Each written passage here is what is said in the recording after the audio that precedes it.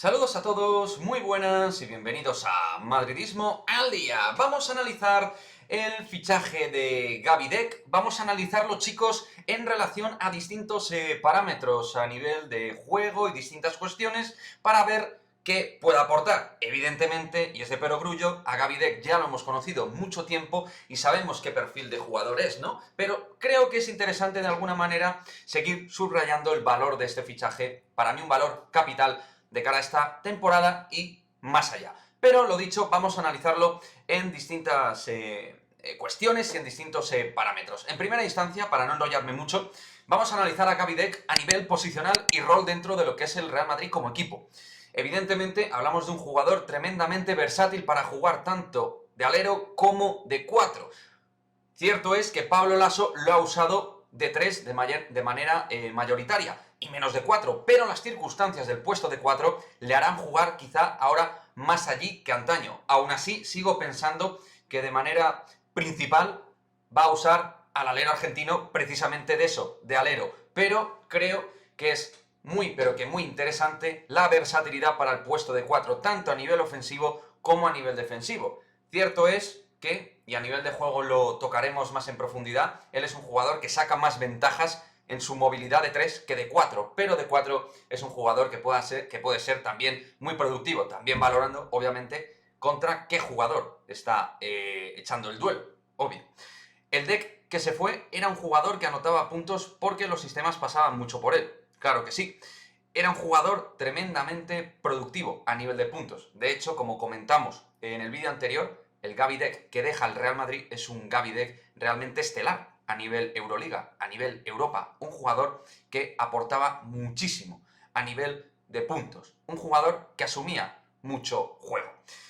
Puede jugar con otros aleros, evidentemente, dentro de lo que son las rotaciones de Pablo Laso y asumir también un rol más defensivo según el quinteto que esté en la pista. Es decir, que no solo es un tipo que necesita asumir mucho juego, ni mucho menos, sino que es interesante que también puede asumir, jugar en otras circunstancias de asumir menos balón, de ser menos protagonista en los tiros, en las jugadas, en los sistemas 5 para 5, en fin, un jugador que también puede apreciar dentro del propio partido que tiene que ser un tipo que esté en una línea más secundaria. Pero bueno, vamos a profundizar precisamente en el tema del nivel del juego a nivel baloncestístico que nos puede aportar Gavi Deck. Claramente físico y entendimiento del juego en ambos lados de la pista, tanto en ataque como en defensa. Es un tipo sumamente inteligente y locuaz a la hora de tomar decisiones dentro del parquet. Y eso yo creo que es muy importante. El típico tópico término que se emplea en básquet de IQ, que se usa muchísimo en la NBA, en el caso de Gavi Deck está claramente testado. Intensidad defensiva para cambiar y defender distintos tipos de jugador. Sí, porque Deck tiene la virtud de, desde esa inteligencia y desde su gran nivel físico en Europa, puede adaptarse a defender en distintos mismatch y cambios defensivos, tanto escoltas, aleros como cuatros. En ataque, ya sabéis, Laso sobre todo lo ha empleado en lo que es el triángulo al poste, donde Laso iniciaba sistemas con Deck, y a partir del propio Gavi Deck y desde esa ventaja que he comentado brevemente antes, que saca sobre todo en el puesto de 3, en el juego de espaldas, él es muy importante para sacar ventajas para sí mismo y anotar, pero también para asistir o dejar tiros francos y sencillos para el resto de compañeros. Múltiples sumas estadísticas en varias facetas. Está claro que Gavi Deck es un anotador de cerca súper fiable. De lejos ha mejorado mucho en el último año y medio y reboteando es excelso para su altura, su 1,98. Un asistente extraordinario también de espaldas. Quiero subrayar esto añadiéndolo al tema de los sistemas que corren por él, porque es un tipo que realmente a nivel de asistencias es un jugador también muy, pero que muy interesante.